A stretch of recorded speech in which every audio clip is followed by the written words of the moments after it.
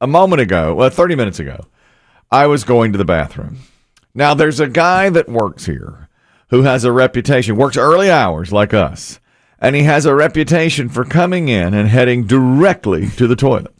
I mean, it's not an over-exaggeration to say that when the man arrives in the building, you hear him walk into his office, drop his keys onto his desk, and then straight to the commode. That's a fact. Which has to be, and I've said this many times, the most uncomfortable commute there is. I don't know why. I don't know what it is. My father used to say that he worked with a guy. His wife didn't like him fouling up their bathroom, so he would always come into work and use it immediately. Yeah. Immediately. He would come in and go. Yeah, maybe it's that. And sometimes, if you have small children, you don't get the privacy you might want at your own home. All those things. Some people steal toilet paper from work. It's like stealing copier paper. For whatever reason, this person, we'll keep him anonymous, but let's just call him Jerry. Okay. He comes in and every day drops his keys. If somebody else is in the office, he'll say, "Sup," and then he'll go to the toilet. And so today, I got up myself to go to the toilet. And I said to Chris Demm, "Excuse me." Which is code. Right. Yeah. And Chris... Because you almost always announce, I'm going to go get me some M&Ms. Right. That's right. So you could certainly say that. It wouldn't bother me. Of course. And I just said, "Excuse me." Excuse me a moment. And Chris Demm said, "Say hi to Jerry." Ha ha. Get busy laughing, right? Okay. So I go out into the hallway, and as I reach for the door handle of the bathroom, it turns on its own, and there's Jerry and myself standing face to face. Crossroads. What an awkward exchange. Very, very early. What can you say in a situation like that? And I know the seat's going to be warm. Yeah. Always a bad There's still soap bubbles in the sink. Oh, that's the worst. Just something knowing that you're coming right after somebody who's after, and you got their thighs have been their butt cheeks have been in their mine can be right there. And so what do you say? He's like, "Oh, hey, this and that." Well, here's what I mean about people not paying attention, But I mean, why would he know? But he says to me, "You're walking funny." And I said, "Well, yeah, I played pickleball for about 3.5 hours last night." And he goes, "Oh, I didn't know you played. I hear that's really great." And I said, "You didn't know I played pickleball. That's all I do. That's like I wear shirts that have pickleballs on them."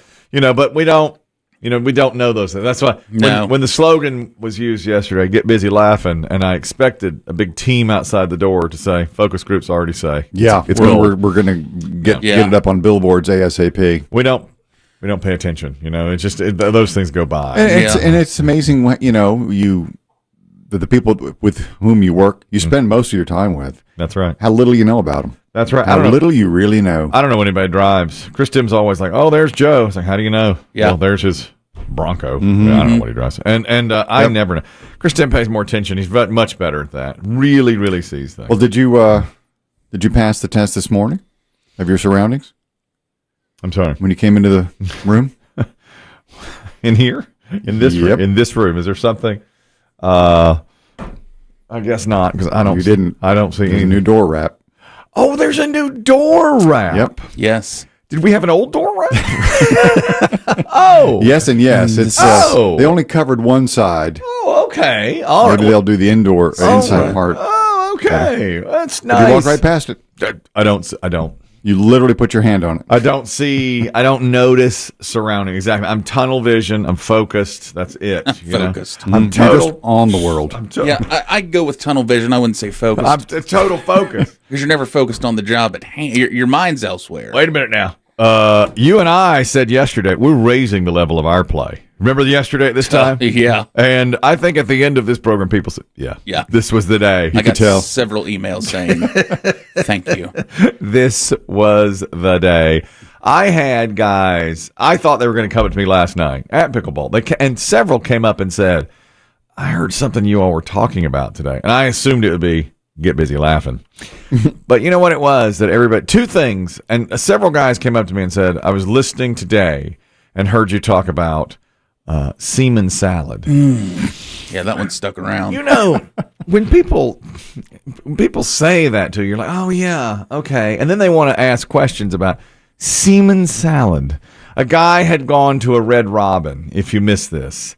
And, well, first of all, he's African-American, and he was with his family, and he needed an 8-top. And they told him, sorry, we don't have any to seat 8 people. We don't have any seating for 8 people. And he looked around and saw whitey after whitey with several, 8, 10, whatever. He's like, really? You don't have the seating for me? Complained about it a bit, sat down, ordered a salad, ate some of it, realized this tastes funny. Something's off. Something's off here. They took the salad, they analyzed it, and the dressing was made of semen. And he didn't order that. In fact, it's not even on the menu. No, I don't think it is. Yeah, I don't think that was his. No. It's not even a chef's special, like a one-off. Absolutely not. So now the thing is, they're doing they're compelling everybody in the restaurant that day in the kitchen to give a sample so we know who infected this man's salad. Semen. And talk about a slap. Talk about just disgusting crime. Awful. Oh, horrible. Awful. I had a thought later about this because it does stick with you. Yeah. If you were the guy who put his own in there, and they came and said, we need samples from everybody, would you just say, I quit? Yeah, before they could get to you. Because you're cooking at a Red Robin. Yeah. And right now, you can pretty much bounce around from, hourly job to hourly job. I bet he can make more money somewhere else. But that's an interesting angle. But, you have committed a crime. I think the police are going to compel you to do it. Well, I'd be like, warrant. I think they'll get one. I want a warrant for my semen. It's interesting. Do you pay someone $500 to jack it in a vial for you? I would. To get out of jail? To not if go you to know jail? it's yours? Yeah, but you know you dressed the salad that night? How are you going to get around that? They're going to a police officer. They don't watch you. I bet they watch you as much as they watch a urine sample. Don't you think they stand next? But it's got to be. No, it's got to be behind closed doors. I bet they send you to a lab and say, unless DNA is DNA and they just swab your cheek. Yeah. Oh, you know what I mean? That could be. Now that's probably what they may not need a side by side. Jeez, look at me thinking the worst. We're forgetting basic middle school biology. Oh, that's probably true. Your DNA is your DNA. I think they could just swab your cheek. That's a good point. We need a DNA sample. Put that away. Gross. What are you doing? You just swab your cheek, man. Now we know it's you. They'll get you again. Right. They'll get you double then. That is now Dave Aiken and I watch Law and Order, but only the episodes from the early 90s. Right. They're not crazy. There's a lot about that. Compelling people to give a DNA sample after something goes on. And it's like so many times the other lawyer throws up roadblocks. Like you don't have probable cause to do that. In this case, I think there is probable cause. Somebody dressed that salad. That's right. So pickleballer after pickleballer separately. That's what resonated with the pickleball. Well, folks. 2 things. That was one, Okay. and then I had to explain it time and again. They were like, "What's this I hear about semen salad?" I have to go. Yeah. They have to put you off salads. yeah, right. He's like, "There's a guy." That's why I get the burger. Then you get a few jokes here and there, and then you're just popping your pickleball back and forth talking semen salad. It's a little bit distasteful. All right, it's a can little. we stop and let's play the game? Right. The other was the guy, this was fairly late in the program, who refused to leave his movie seat after. So we got a big discussion here of the old days when you just walked into a theater, bought your ticket, and went to the seat that you wanted. Which, Chris Demm made a comment yesterday. It's so true. It's like you're trained that way. That's the way we grew up. That's the way it always has been. It's like how Dave thinks of ESPN and ABC differently. He's always saying, well, we grew up when it was networks were bigger and better than ESPN. It's like a little sister. And we grew up when I grew up when that's all there were. We're networks. Right. Cable did not exist. I know my son asked me the other day, we have, as everybody does, the local TV stations. And nobody has cable anymore. No. Well, it's down. It's the numbers going are down. Right. And my kid says to me, why is this one called News 2? What is it? Because we don't. The channels are not even that anymore. It's like it's streaming. Well, it's because 100 years ago it was 2, it was Channel 2. We had 2, 8, and 12, and 45 here. Those were the ones. And in Richmond, I'm sure you had 3 and 7. We had 6, 8, 12. There it is. And there's always one you didn't get. We couldn't 23. Right. We couldn't get 45. We couldn't get. We had to go and fiddle with the TV to get that. Anyway, Dave always thinks of it as that kind of world. My son, who's 17, thinks of it as it all streams. He doesn't It all comes out of the TV. What that means. So this guy goes to see, we're assuming the Batman, but we don't know. He's in a theater, and he has an assigned seat, which used to not be a thing. I must say, I don't know. I don't think I've ever been to a theater, maybe twice or three times when there's assigned seatings. I'm not sure that every theater chain does it yet. I think the local independent may not. A lot do, though. I mean, Biggie's right. For the, I haven't been to a movie in 2 years. Me neither. But the last couple of years ago in the movies, everything was getting assigned. Do you think it's necessary? Why? What's the so point many people to get their tickets ahead of time through the apps.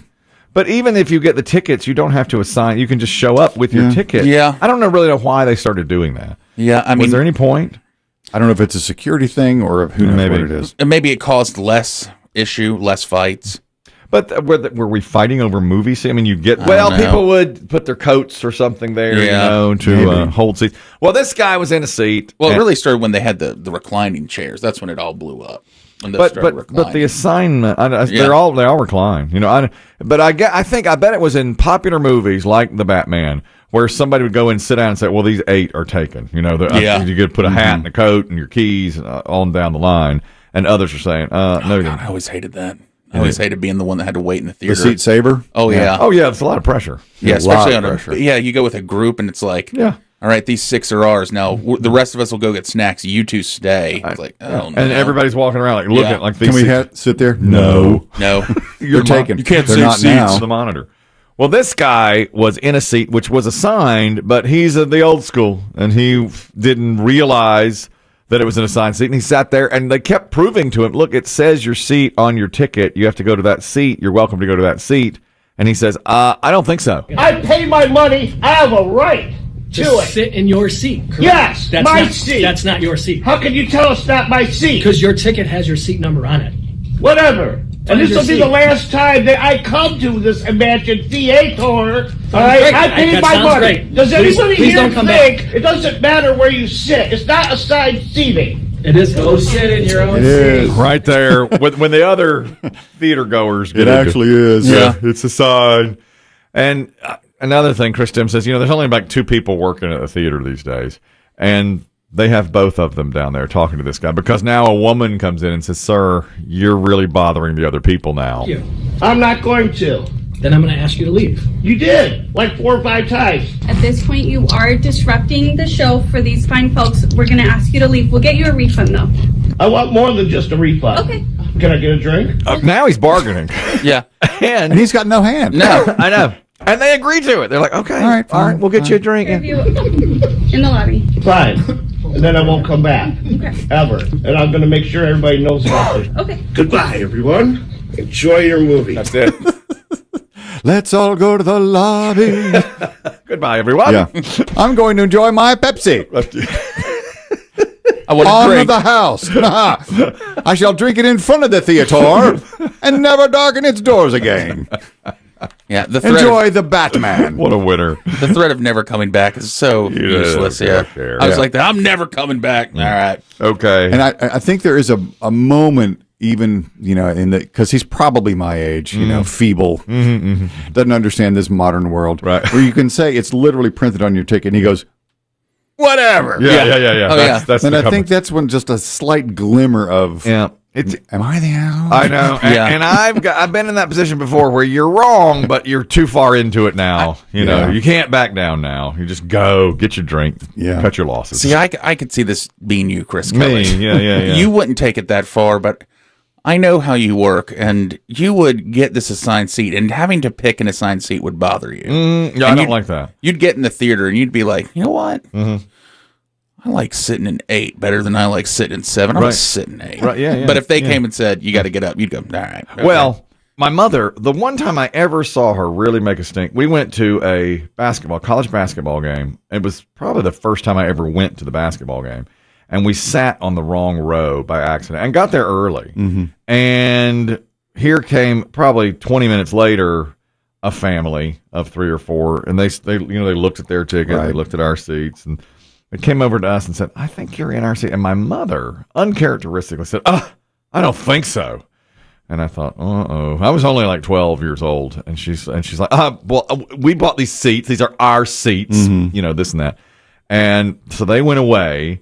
And my father said, I don't know, you might have stepped in it there. But for whatever reason, they weren't like looking at or if they did and thought they were right, well, here comes an usher. And my father said, yeah, we're wrong. When the usher started coming up to us, my father said, we're in trouble. Yeah. And then my mother had to apologize. And we went to only 2 rows back. So we're sitting there like looking at the people the entire game. Yeah. That was unfortunate. It happens nearly every time I go to a concert. Oh, yeah. Somebody's in the wrong. And then you have to do it in the dark. Yeah. At least in a basketball game. Yeah. Yeah. There's light. Yeah. But in a movie, especially if the movie has begun or a concert, Little you're doing it in the dark. Got your flashlight and out. then someone has to come in and flashlight your tickets, and then you have to move. Yes. Yeah. And you're right. When you see the usher coming down, you're like, oh, it's me. My father said, we're dead. My father knew. It's us. Get your things. It's not Get your them. things. He said, Yeah, because sometimes you win that battle where you won't see them again. And you're like, told you, wrong seat. I know. Yes. But when you see It's the very usher rare. coming down, Yeah. you're like, no, it's us. And then when we moved, it's only 2 rows difference, but my mother said, I like the other seats better. I like her for sticking Can't with see a it. thing. She stuck with it. But once the usher came, she did back down Yeah. quickly. She was not like this guy. Yeah, they had power. Ushers had power at one time. At one point, yeah. They were. I don't know if respect is the right word, but they had some authority. The authority is what they in had. an arena, in a movie theater, even then. Yeah. Now, like, look at this guy. Here comes the manager and whoever else, and he's Yeah. like, He's I still won't- fighting. The assistant manager and the manager, probably. Yeah, fight all the way. Chris Demm's biggest nightmare, and I don't know how often this happens, but it's going viral now. A woman and her boyfriend went to Thailand on vacation and have now put up videos. They were on vacation for 7 days in Thailand, and the next to last day they were there, they bought more sunscreen. And it was fake sunscreen. It was nothing. And so they burned. They laid out in the sun and they burned. And they said, be careful of this because look at us. And a lot of people said, well, you might not have applied it. She goes, oh, no. It was SPF 50. We had been applying all week. We ran out. We got more in Thailand. And it turned out to be fake sunscreen. Never heard of such. I hadn't either. Yeah. But below, when they posted it, a lot of people said that happened to us too when we were. So Fake sunscreen? I would bet that sunscreen is expensive, and I bet they just fill it with a cheap lotion. Like Lubriderm? That's what it was. Yeah, That's they just get the bottles, That's empty right. bottles from somewhere. That's right. And the one thing she didn't say was like where they bought it. Do you go to? It would seem to me if you bought it like on a beach at a hut, it would be different. Yeah. Than buying it in a drugstore. I don't know, but they used a whole bottle between them, and they were out for 2 hours, and they showed video, and they were cooked. Ugh. I mean, they were cooked. In a tropical location like that. And she said, look, when people started to say to her, you didn't use it properly, she said, it is not my first day at Pale School. I've been using sunscreen all my life. We had used it for 7 days. It's SPF 50. I know how to apply sunscreen, and this is fake sunscreen. Oof. Exactly right. So it didn't have anything. This is one of those things, it's kind of the traveler's dilemma. Mm-hmm. If you're traveling to a place like that, you don't want to bring... You want to minimize your weight when you travel. Yes. So you want to bring as little as you can. Many people say, get the stuff when you get there. Buy toothpaste when you land. Buy sunscreen when you land. Buy deodorant when you land. So you don't have to travel with it. That's a good point.